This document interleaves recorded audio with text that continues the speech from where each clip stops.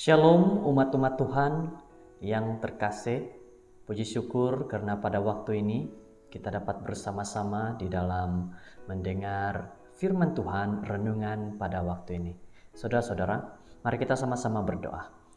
Allah Bapa di surga, kami berdoa pada saat ini, bersyukur kepada Tuhan atas pimpinan dan penjagaan Tuhan. Kami dapat bersama-sama dalam mempelajari dan merenungkan firman-Mu untuk kebaikan, untuk kekuatan bagi iman kerohanian kami. Terima kasih Tuhan, dalam nama Tuhan Yesus. Amin. Pertengkaran tentang makanan.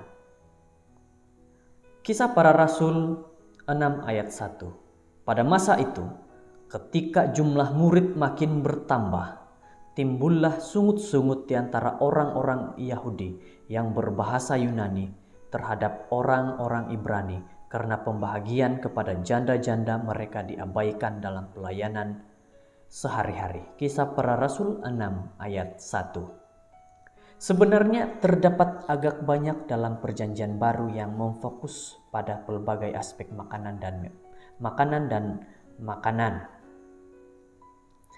Kisah tentang anak yang hilang berkisar sekitar satu kontroversi antara jamuan makan yang Bapak telah adakan untuk anaknya yang telah lama hilang. Yesus dikritik karena makan bersama dengan para pemungut cukai dan orang-orang berdosa, dan orang-orang Farisi memandang rendah terhadap murid-murid yang tidak membasuh tangan sepenuhnya sebelum makan. Bagi kebanyakan budaya, makan ialah satu aspek kehidupan yang sangat penting, dan persahabatan boleh terjalin dan terputus di meja makan. Walaupun jemaat Perjanjian Baru menjadi makmur tanpa sebarang masalah beberapa waktu, namun makananlah yang menimbulkan masalah yang pertama. Saudara-saudara yang terkasih, satu hal yang sangat menarik tentang makanan. Memang kalau kita lihat daripada perkataan makan atau makanan, memang akan menjadikan manusia seringkali tidak akan dapat bersama. Karena ada saja orang yang menganggap bahwa ada makanan seperti ini boleh, ada makanan seperti ini tidak boleh. Jadi pemikiran mereka adalah membuatkan perpisahan, bukan persahabatan. Seharusnya makan menjadi persahabatan.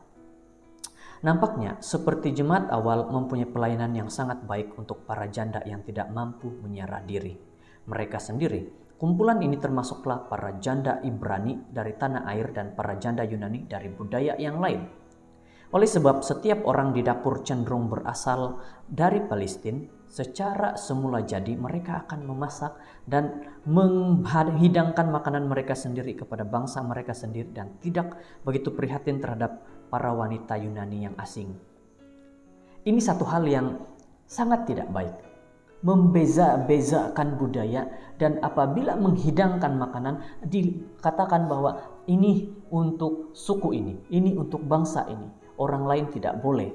Jadi ini menunjukkan bahwa tidak ada kasih di sana. Saudara-saudara, memang Alkitab secara jelas menyatakan apa yang boleh dan tidak boleh makan. Itu kita mengerti. Tetapi apabila kita bersama-sama, maka kita harus ingat makanan yang kita hidangkan untuk semua yang boleh makan.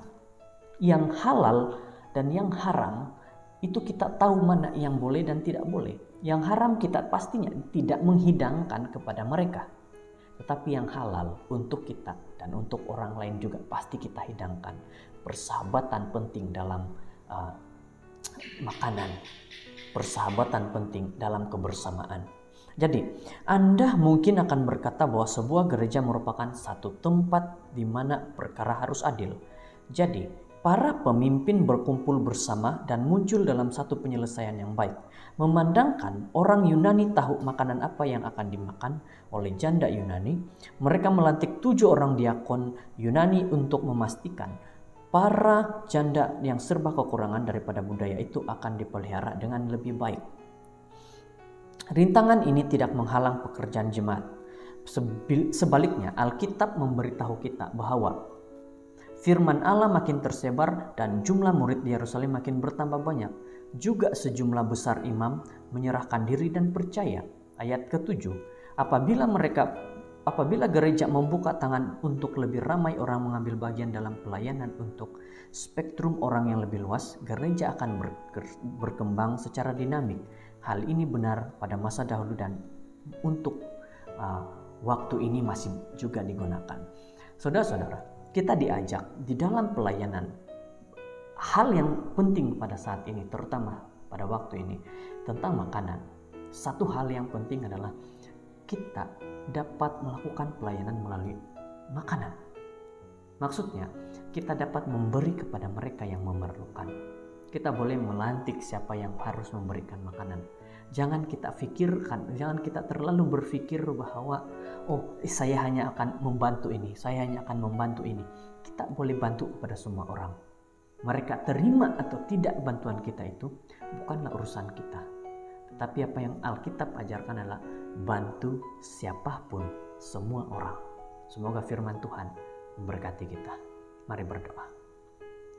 Kami bersyukur, berterima kasih kepadamu Tuhan, dengan firman yang sudah kami dengar, menyatakan bahwa kami harus membantu siapapun, orang-orang yang ada dekat dengan kami. Terima kasih Tuhan sudah mendengar doa ini. Terima kasih Tuhan menyertai dan memberi nasihat yang baik kepada kami. Dalam nama Yesus. Amin.